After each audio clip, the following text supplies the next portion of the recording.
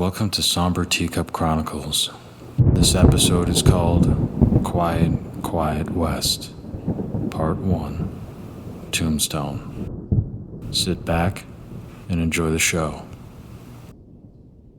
I feel that the best way to explain what happened at Toleburn, Texas, is to talk about the town itself. Toleburn is a small town with a population of around 100 people. The only thing that kept our little dust bowl of a town from vanishing off the face of the earth was a local river and a well located in the center of the town. We had all the necessities in our town to keep it running, but not much for outside of that. During the early days of Toleburn, there was an attempt to mine gold and silver. We received lots of trade from it. Eventually, a mining company was established near the mountains. That is when things started to change for our little town.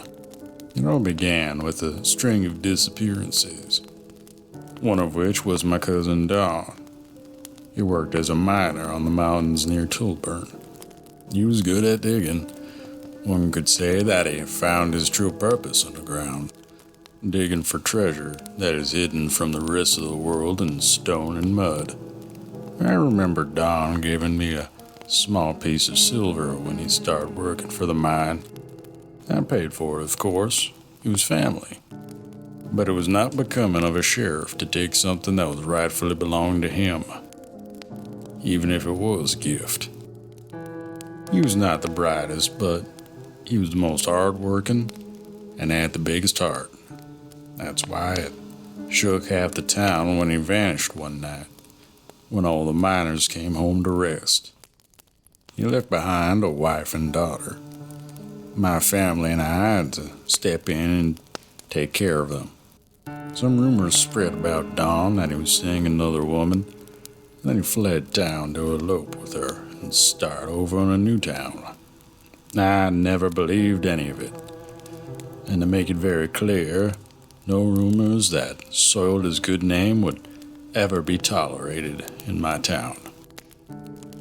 It was a good 2 weeks later when we had to accept the possibility that he was gone. I had no idea if he died or if he really did just run away. We had a symbolic funeral for him and put some of his things into that coffin before I had the undertaker put them in the ground. Just as things were beginning to quiet down a little, a woman in a brown dress entered my office.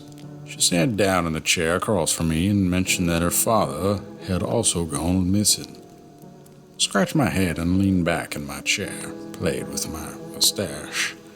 She introduced herself as Emma. She looked about to be in her 20s.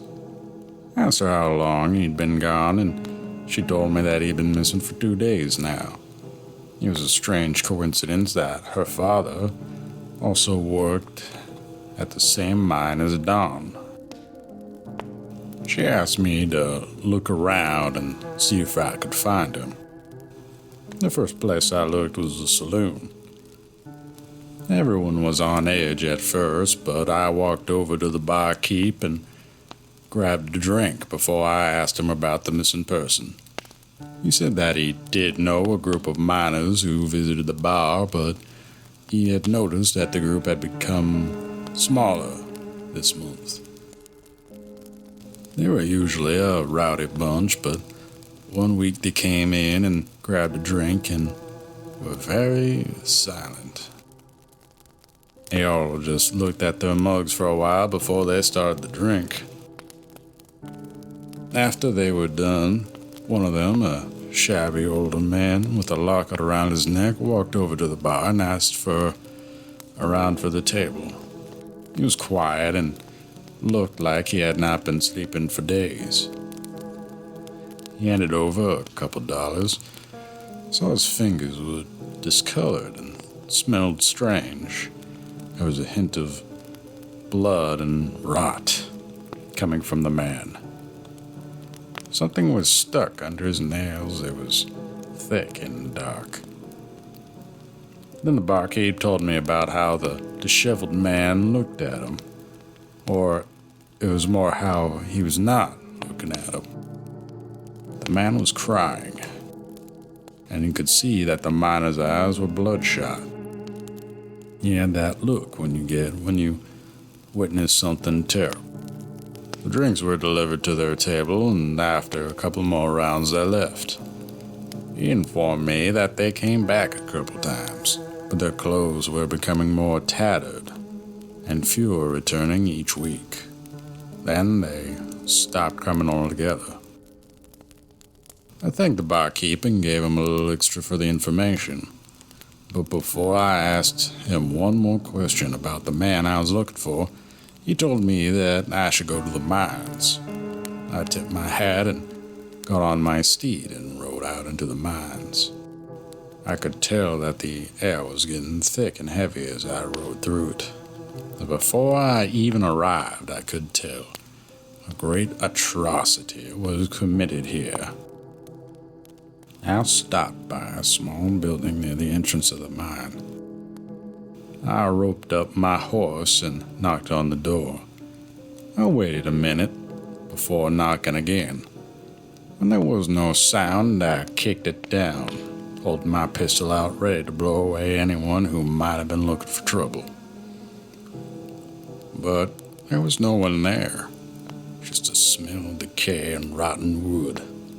Sound of buzzing flies filled the cabin. I walked inside and looked around. I followed the flies to a strange dark trail that stained the floor dark brown. There were several cabinets and discs that were tossed around the room. Some of the discs were smashed to pieces. Scratch marks were all over the walls and discs. I looked around and followed my nose until I found a large chunk of rotten meat on the ground. It was so disfigured I couldn't tell where it came from. It began to get dark and I emptied the files into my saddlebag. On the way back into town, I could not help but feel that something was following me. There was a distant feeling, like a predator looking for a vulnerable animal. My steed was feeling it, too. She was getting a little nervous as we were riding back. I had to pick up the pace to a gallop so she wouldn't buck me off. We rushed into town and I tied her up in the back of the sheriff's stable. She felt a lot more safer after the doors were locked. I put my things down in my office and the documents spilled all over the desk. It was getting late and I could feel my eyes getting heavy. I walked over to one of the old cots and lied down. As soon as I laid down my head, I could hear something strange coming from outside. It sounded like nails on a chalkboard.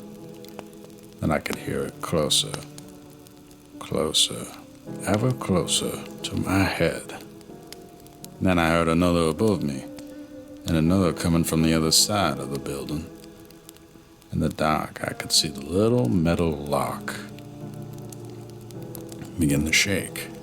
I heard a squeak coming from outside, and the creatures outside stopped. It sounded like a rabbit screeching for its life. Then I heard it, a blood-curdling crunch, and the sound stopped. I felt something moving on my neck, and I instinctively grabbed it. When I rubbed my hand, I felt a bug in my fingertips. I crushed it and looked at the locked door. I held my gun against my chest and waited all night. The hair rose on the back of my neck. I was hearing sounds of shuffling feet and something sharp grinding against the wall and floors. I did not dare close my eyes until I could see the orange glow of the sunrise. I rose to my feet and slowly moved to the door. When I opened it and looked around, the town folk began their daily routine. I walked outside and looked at my office. I could see deep cuts along the wood. Cuts were stained red, and I looked down and could see a little puddle of what I knew immediately was dried blood. I felt a hand on my shoulder and turned. I had my gun at the ready. I felt my blood go cold when I realized I almost shot Dawn's wife.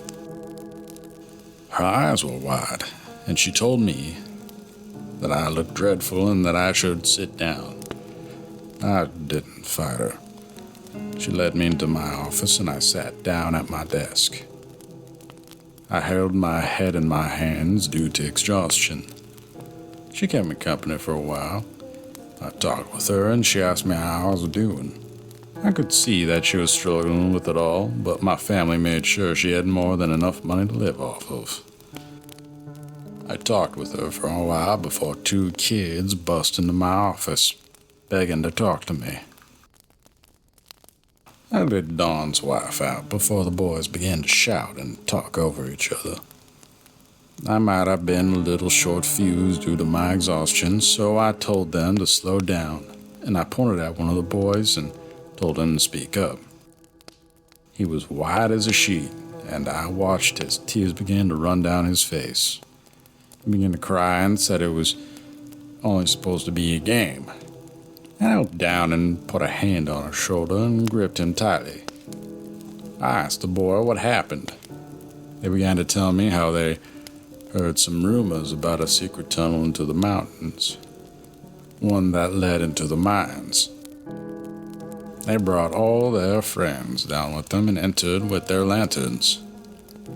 They kept going deeper and deeper into the tunnel. Then the boys talked about how he felt something on his shoulder, and he screamed and ran. Everyone followed him out of the tunnel and into the light. However, when they turned around, they were missing one person, a young boy named Timothy. They were too scared to go back inside to find the missing boy. My eyes went wide as they recounted their story. I scowled angrily at them, and it took me a moment to calm down. It was not the boys' fault, but I could not help but feel a looming sense of dread whenever they talked about the mines. I knew what I needed to do. I was the sheriff, after all. I would need to go back to the mines, and find that boy before it was too late.